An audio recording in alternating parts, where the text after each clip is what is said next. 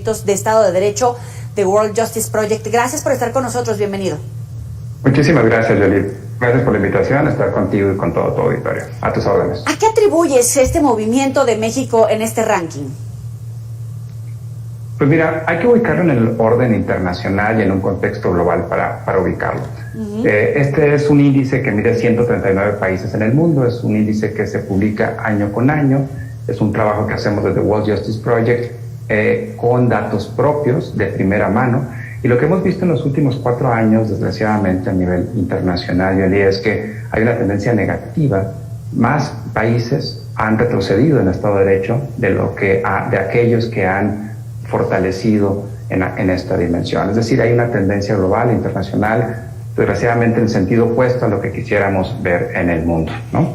Destacan particularmente 3 aspectos que son importantes en términos de este retroceso. El primero tiene que ver con límites al poder gubernamental, es decir, todo gobierno democrático requiere que existan límites institucionales a ese ejercicio del poder, y lamentablemente en el mundo y también en el caso mexicano estamos retrocediendo en este aspecto. Otro aspecto importante tiene que ver justamente con el espacio cívico, el respeto a los derechos fundamentales de las personas, y por último tenemos también un retroceso a nivel global en términos de discriminación, que es la forma en la cual de manera injustificada se trata a las minorías y a aquellos grupos excluidos. Estos son, en general, esta tendencia negativa que ha sido también afectada por este año de COVID que hemos tenido en términos de pandemia a nivel global, y lamentablemente estamos ahí. Otro tema también relevante tiene que ver con el control de la corrupción o la ausencia de corrupción, en donde también a nivel internacional tenemos una tendencia negativa, y México lamentablemente está en este marco, en este número de países que equivalen al 73% de los países que medimos a nivel mundial, en donde tenemos retrocesos en estas dimensiones. ¿A qué tanto le podemos atribuir la pandemia, que estuvimos aislados a esto del movimiento que tuvo México, pero que, como tú dices, no se ve a nivel internacional esta tendencia negativa, pero qué tanto se puede atribuir a este episodio de la pandemia? Mira, hay factores estructurales, hay que decirlo. México venía en una tendencia negativa antes de la pandemia. Sí. Si bien es cierto que esa tendencia de evolución negativa ha sido reducciones marginales año con año, incluso previo a la actual administración federal, es importante decirlo. Efectivamente, con la pandemia, aspectos como discriminación se incrementaron por las respuestas de política pública parciales que no necesariamente han sido amplias y abarcativas de los distintos grupos en condición de discriminación. Me llama la atención porque particularmente en este momento pues se habla mucho de evitar la discriminación, se focalizan muchas políticas públicas, por lo menos en teoría, a tratar de reducir las brechas de desigualdad, tratar de ponerle un piso parejo, por lo menos en el discurso, pero entiendo que es totalmente lo contrario de lo que está sucediendo.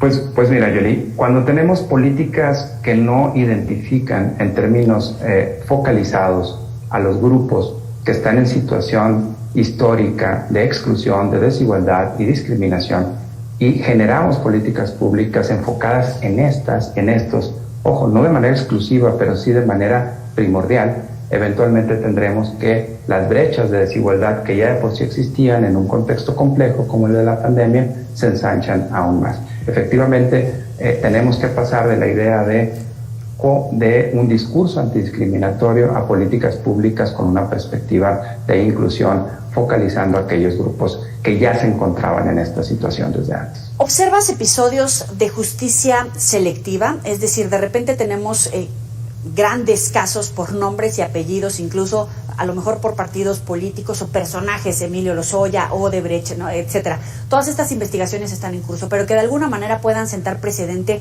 y lo derramen a cómo ven los mexicanos el tema de combate a la corrupción, injusticia o poco acceso a la justicia.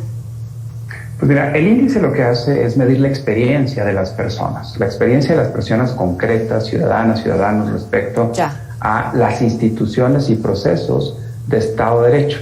En temas vinculados a esto, efectivamente está también dentro de los ámbitos que medimos, la justicia civil, la justicia penal y el control y combate a la corrupción, pero esencialmente es la experiencia de las personas. No abordamos un análisis caso por caso ni elementos de este tipo, pero seguramente este tipo de incidentes incide justamente en la valoración que tiene la ciudadanía sobre su experiencia concreta de la forma en la cual se relaciona y se vincula con estas dimensiones que acabo de mencionar.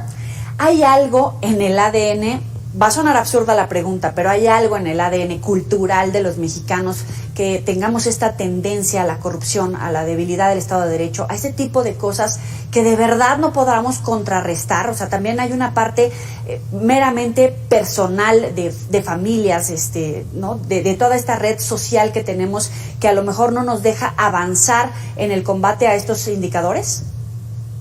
Mira, sin duda hay un componente cultural, pero esencialmente en el mundo lo que determina la adhesión al Estado de Derecho es la construcción de instituciones fuertes, de instituciones sólidas, robustas, con mandatos claros, pensadas no en la solución de problemas particulares, sino en la solución de problemas estructurales de mediano y largo plazo. El funcionamiento institucional es clave y no existe en nuestro ADN, desde mi perspectiva, ningún elemento particular que nos diferencie de otros seres humanos en el resto del planeta. Simple y sencillamente tenemos que construir de manera colectiva estas instituciones y hacer que éstas funcionen a favor de las personas, como lo hemos hecho en derechos que efectivamente funcionan bien. Y déjame ponerte un ejemplo. Si analizamos cómo estamos, por ejemplo, en este índice en materia de gobierno abierto, sí, vamos a darnos cuenta que es una de las mejores calificaciones en el mundo, ¿no? Es decir, aquí nos va bien. Y en el mismo país, con el mismo ADN, con los mismos elementos, hemos sido capaces de construir una institucionalidad pública como los sistemas nacionales de transparencia, ¿no? Los sistemas nacionales de archivo, el INAI, los órganos locales, que eventualmente han logrado avanzar de manera significativa, sí, no solo los derechos, sino la percepción de las personas sobre el hecho de que esto funciona. Entonces, efectivamente, sí lo podemos hacer. El gran reto es cómo creamos estas instituciones, las apoyamos y eventualmente hacemos que funcionen de manera correcta. Alejandro, brevemente, ya se nos acabó el tiempo y está re buena la entrevista. Te pregunto, ¿hay tendencia a la debilidad institucional, a estar desmontando el aparato institucional que hace funcionar el Estado de Derecho en territorio mexicano? De repente se habla, por ejemplo, de la desaparición de órganos autónomos, del Instituto Nacional Electoral, etcétera. ¿Ves esa tendencia o nada que ver? No, claramente hay una tendencia en términos de acotar la institucionalidad pública de lo que funciona y de lo que no funciona. Ha sido en general una tendencia de esta administración federal y no veo que haya en particular una tendencia hacia ciertos temas en particular, sino una tendencia generalizada a achicar la capacidad estatal para resolver problemas públicos. Como lo mencionaba hace un momento, la evidencia sugiere que por el contrario lo que debemos de hacer es fortalecer la institucionalidad pública de aquellas instituciones que verdaderamente funcionan y que nos están garantizando derechos a todas y a todos. El llamado es a que las fortalezcamos. Alejandro González Arreola, muchísimas gracias por atender al auditorio de Mega Noticias.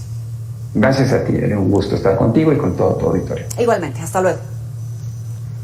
Sabe que puede recuperar